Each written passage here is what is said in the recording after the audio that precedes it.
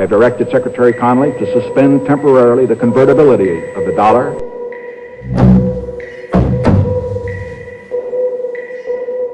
There was a time when life felt stable. A single paycheck was enough to build a life, a modest house, a reliable car, a future for your children. There was certainty, a quiet faith that hard work translated into stability. But then, almost silently, that certainty disappeared. The crisis of 1973 was not just about oil, inflation, or stock markets. It was the quiet breaking of a promise between a nation and its people. A covenant that said, if you work, you will thrive. If you sacrifice, you will be rewarded. The covenant did not snap all at once. It unraveled thread by thread. And when we look around today at unaffordable homes, stagnating wages, and fragile lives, this is where it all began. In 1944, leaders gathered at Bretton Woods. The world, broken by war, needed something solid, something to believe in. The agreement was simple but profound. The US dollar would anchor the global economy, but only because every dollar was backed by something real. Gold. $35 for every ounce.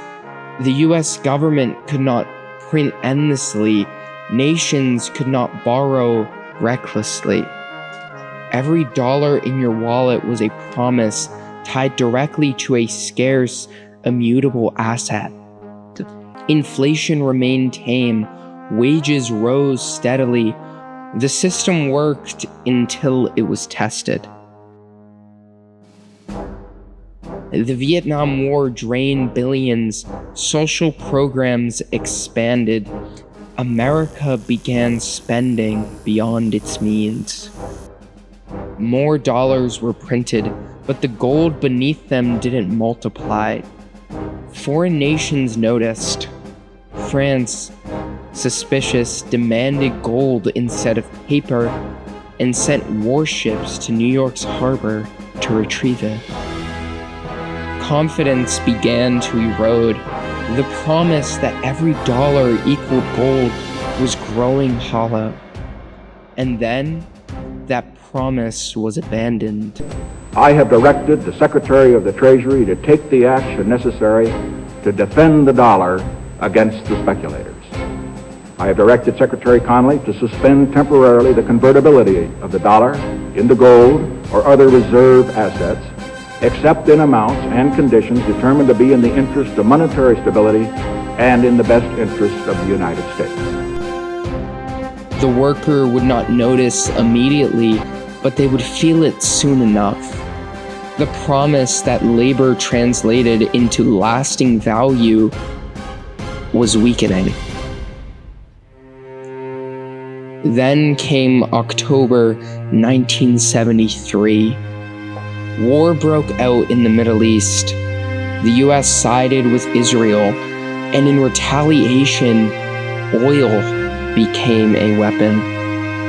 The oil embargo, prices not rising gradually but exploding, quadrupled. Gas stations rationed supply, lines stretched for blocks. But oil isn't just gasoline. It's everything: transport, manufacturing, food production, heating. As oil rose, so did every price. But wages stayed still. The American household, which once stood so securely, began to falter. The contract had changed, and no one had voted on it. No debate, no public reckoning. Just a quiet transformation from security to struggle.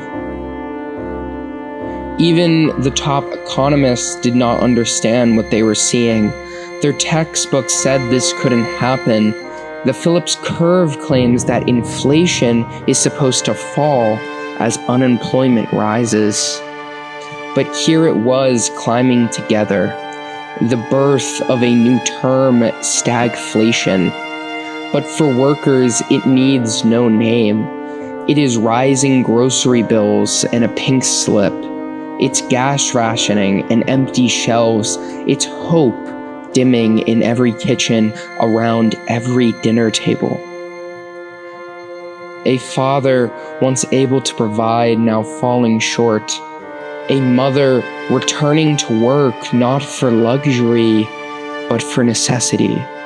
Children watching the struggle, absorbing the fear. All while policymakers hesitated, unsure, confused, and yet some learned quickly. They saw opportunity. While Main Street struggled, Wall Street adapted. Oil executives discovered geopolitical chaos meant windfall profits. Financial institutions learned volatility could be monetized. Crisis itself became a business, and a lesson was learned. A lesson that has shaped every crisis since. When the system fails, protect capital. Pass the pain to the workers. Bail out corporations. The playbook was written here. The quiet betrayal became a model. By 1975, on paper, the crisis ended. Inflation slowed, markets recovered, but wages never did. The discipline of gold backing never returned. Oil dependency became permanent. The nation moved on, but its workers did not. They felt the betrayal in their bones, a betrayal not of party or of policy, but of principle. The principle that labor should equal security, that effort should build dignity, that tomorrow would be better than today. And so when we ask, why does every paycheck feel smaller while prices rise higher? Well, the answer lies here in 1973 when the promise was broken. Thank you for watching The Hidden Media. Subscribe for more buried history, because to understand why life feels harder, you need to understand where it really started.